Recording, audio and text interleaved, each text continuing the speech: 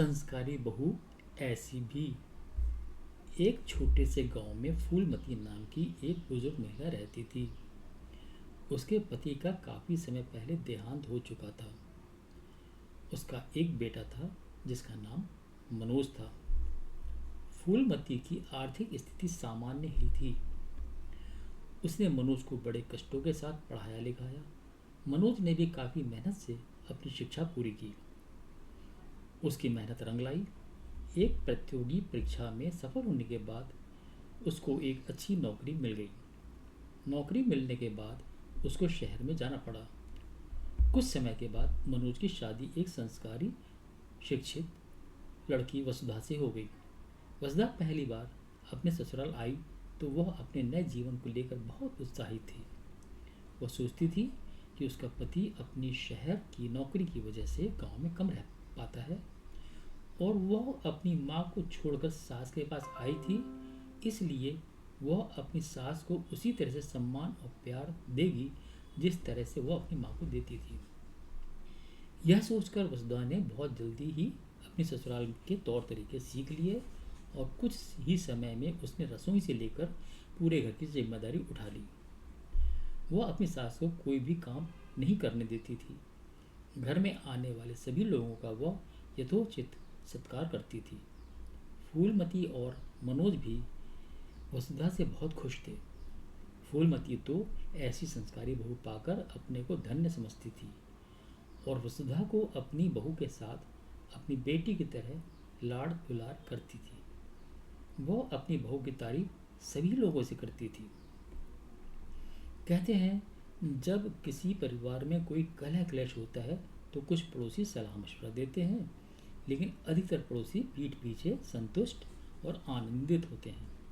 इसके अलावा जब किसी परिवार में सुख शांति छाई हो तो ज़्यादातर पड़ोसियों को बहुत तकलीफ होती है और उनकी यह तकलीफ तभी दूर होती है जब उस परिवार की सुख शांति भंग होती है। यही बात फूलमती के पड़ोसियों पर भी लागू होती थी। फूलमती एक सास के मुंह से वसुधा एक बहू की तारीफ पड़ोसियों को कहाँ बर्दाश्त होने वाली थी। उनमें से कुछ महिलाओं ने फूलमती को वसुधा के खिलाफ भड़काना शुरू कर दिया। वो उससे कहती कि वसुधा बहुत चालाक है। वह यह भी कहती कि वसुधा ने फूलमती की सेवा कर उसकी आंखों पर विश्वास की पट्टी बांध रखी है ताकि फूलमती कुछ समझ ना सके। उनकी बातों में आकर फूलमती को भी लगने लगा कि वसुधा ने आते ही पूरे घर के कामकाज को अपने हाथों में सिर्फ इसलिए ले लिया होगा ताकि कुछ समय बाद वह घर में रखे गहनों को भी अपने कब्जे में ले सके। फूलमती ने अपनी पड़ोसियों से इसका समाधान पूछा। पड़ोसियों ने की सलाह के अनुसार अब फूलमती का स्वभाव कठोर होने लगा। छोटी छोटी गलतियों पर जहाँ वह वसुधा को अपनी बेटी की तरह प्यार से समझाती थी, वहीं अब वह वसुधा को नियंत्रित करने के लिए सख्ती से पेश आने लगी। कभी रोटी लेकर डांट देती, कुछ भी बहाना निकाल लेती, जैसे रोटी कम सीखी या ज़्यादा सीखी। कभी रोटी मोटी है, कभी कहती बहुत पतली है। इसी तरह खाने में नमक और मसालों को लेकर, तो कभी चाय में चीनी दूध को लेकर कोई ना कोई डांटने का बहाना ढूंढकर वह धीरे धीरे वसुधा को परेशान करती रहती। वसुधा की कोशिश रहती कि झगड़ा ना हो, जबकि फूलमती की कोशिश यही रहती कि उसके घर में उसका ही राज चलना चाहिए। वसुधा को सिर्फ उसके कहने के अनुसार ही चलना होगा।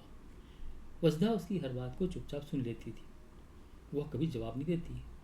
मनोज को भी इन बदलती स्थितियों का एहसास होने लगा था। वह यह भी जानता था कि उसकी माँ ऐसा बर्ताव करने वाली नहीं थी। वह सिर्फ कुछ पड़ोसिनों के कहने में यह सब करती थी। उसने अपनी माँ को समझाने की कोशिश करता तो वसुधा उसे रोक देती। वह मुस्कुराकर कहती कि माँ ने पूरी ज़िंदगी संघर्ष किया है। अगर इस उम्र में वह कुछ कह भी देती हैं तो मैं उनको अपनी माँ समझकर थोड़ा धैर्य रख लूँ तो क्या बुरा है। आखिर कभी मेरी माँ भी तो मुझको गलत टोक देती थी। यह सुनकर मनोज अपनी माँ से कुछ नहीं कहता। मनोज के कुछ न कहने और कुछ समय बाद शहर चले जाने के बाद फूलमती की हरकतें और बढ़ जाती। वह वसुधा से कहती कि मनोज बहुत समझदार है, वो वसुधा के भड़काने में नहीं आने वाला, इसलिए वसुधा को फूलमती के कहे अनुसार ही चलना चाहूँगा। वसुधा सब कुछ सहन करती रही। समय बीतता गया। वसुधा अपनी सास को कभी अपशब्द तक नहीं कहती। लड़ना तो बहुत दूर की बात थी। वह पूरे मन से घर के काम को संभालती। गांव की पड़ोसी ने अभी भी फूलमती कान भरती रहती, लेकिन संस्कारी वसुधा ने अपने संस्कार नहीं छोड़े और उसने अपनी सास से कभी लड़ाई नहीं की। सभी पड़ोसियों का फूलमती और वसुधा के बीच की लड़ाई का सपना किसी भी तरह पूरा नहीं हो पा रहा था। एक दिन वसुधा के मायके से खबर आई कि उसकी माँ की तबीयत बहुत खराब है, इसलिए उसको अपने मायके जाना होगा। मनोज शहर से तुरंत नहीं आ सका, इसलिए वसुधा अकेले ही अपने मायके चली गई। अगले दिन फूलमती दोपहर में आराम कर रही थी। उसी समय उसकी एक पड़ोसिन उसके घर आकर उससे बोली कि उसको अपने रिश्तेदार के घर शादी में जाना है, इसलिए फूलमती उसको अपने सोने के गहने दे दे। बाद में शादी से लौटने के बाद वह गहने वापस कर देगी। गांव में यह सामान्य था। लोग एक दूसरे की इस तरह मदद करते ही रहते थे, इसलिए फूलमती भी तैयार हो गई। उसने गहने का बक्सा निकालने के लिए अपनी अलमारी को खोला तो उसकी चीख ही निकल गई। गहने का बक्सा अलमारी से नदारद था।